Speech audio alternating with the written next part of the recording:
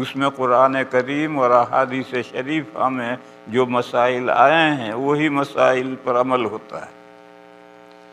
یہ غلط فہمی ہے کہ 100% 100% مسائل میں ائمہ کی تقلید ہے، یہ غلط فہمی۔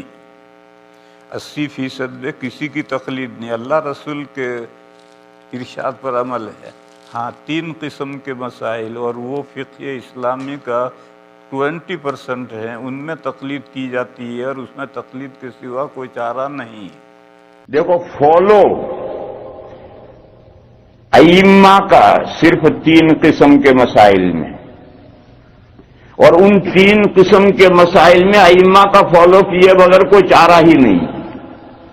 اس کے علاوہ 90% دین اور شریعت، اس میں ائمہ کا کسی کا کوئی فالو نہیں ہے، قرآن و حدیث کا فالو ہے۔ دین کا 90% دین کا حصہ، اس میں ابو حنیفہ، شافعی، مالک، احمد کسی کا فالو نہیں ہے، وہ فالو قرآن و حدیث کا ہے۔ صرف 10% مسائل وہ ہیں جو 3 قسم کے مسائل ہیں، ان مسائل میں ائمہ کا فالو ضروری ہے۔ لوگوں کے ذہنوں میں ایک بات یہ بٹھا دی گئی ہے، لوگوں کے ذہنوں میں ایک بات یہ بٹھا دی گئی ہے کہ قرآن و حدیث کو چھوڑ کر کے زید کو، عمر کو، بکر کو، خالد کو پکڑے پھرنا، ان کی دوم پکڑے رہنا، یہ کون سا دین ہے؟ وہ قرآن و حدیث کا فالو کرو۔ یہ جو کہہ رہے ہیں اس کا جواب دے رہا ہوں کہ 90% دین میں کسی کا کوئی فالو نہیں، قرآن و حدیث کا فالو ہے۔ لیکن 10 قسم کے مسائل، جن میں 3 قسم کے مسائل ہیں، ان میں ائمہ کا فالو کرنا پڑتا ہے اور فالو کیے بغیر کوئی چارہ ہی نہیں۔ لیکن ہوا کیا ہے کہ جب فقہ حنفی کی کتاب لکھی جائے گی تو اس میں سارا ہی دین لکھا جائے گا۔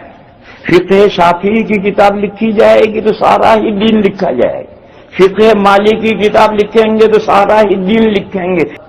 اور اب عام مسلمان یہ خلاصہ نچوڑ جو ہے یہ فقہ پڑھیں گے اور عمل کریں گے۔ ہر فقہ میں 90% قرآن و حدیث سے ہے اور 10% ائمہ کے اجتہادات ہیں۔ اس کو سمجھنا ہے، اس کو اچھی طرح سے، تاکہ لوگ ذہن جو بگاڑتے ہیں وہ ذہن صاف ہو جائیں۔ یہاں رک کر کے ایک بات اور سمجھو، ہمارے ہندوستان پاکستان میں ایک غلط بات لوگوں کے ذہنوں میں یہ بٹھاتے ہیں کہ تقلید کے معنی ہیں، تقلید کے معنی ہیں اپنے گلے میں پٹا ڈالو، اس میں رسی باندھو اور ایک آدمی کو ہاتھ میں دے دو کہ لے جا مجھے جہاں تجھے لے جانا ہے۔ تقلید کے معنی یہ کہ اپنی گردن میں رسی باندھ کر کے وہ رسی دوسرے کے ہاتھ میں دے دو، وہ جہاں چاہے لے جائے، یہ تقلید ہے۔ یہ 100% رونگ ہے، تقلید کے یہ معنی ہی نہیں ہے۔ کیونکہ جب یہ معنی تقلید کے کیے جائیں گے تو ہر سمجھدار آدمی سوچے گا میں کتا کیوں بنوں؟ اللہ نے مجھے مائنڈ دیا ہے، عقل دی ہے، میں کسی کے پیچھے پیچھے کیوں چلوں؟ حالانکہ یہ تقلید کے معنی ہی نہیں، یہ قطعاً رونگ بات ہے جو ڈالی ہوئی ہے۔ جو لوگ عربی جانتے ہیں، اور اس مجمع میں انشاءاللہ ہوں گے ایسے عربی جاننے والے علماء کے علاوہ، علماء تو ہیں جاننے والے، ان کے علاوہ بھی عربی جاننے والے ہوں گے۔ ایک ہے قلد یقلد تقلیدا باب تفعیل، اور ایک ہے تقلد باب تفاعل۔ ایک باب تفعیل ہے، ایک باب تفاعل ہے۔ تقلد باب تفعل کے معنی تو یہی ہے، اپنے گلے میں پٹا ڈالو، رسی دوسرے کو دے دو۔ تقلید کے یہ معنی نہیں ہے۔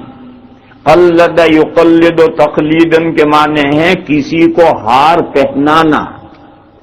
میں کسی کو ہار پہناؤں تو تقلید کے معنی ہار پہنانا۔ تقلید کیا ہے؟ جس مسلمان کو جس امام سے عقیدت ہے، جس نے اپنی عقیدت کا ہار جس امام کو پہنا رکھا ہے، اس کا فالو کرو۔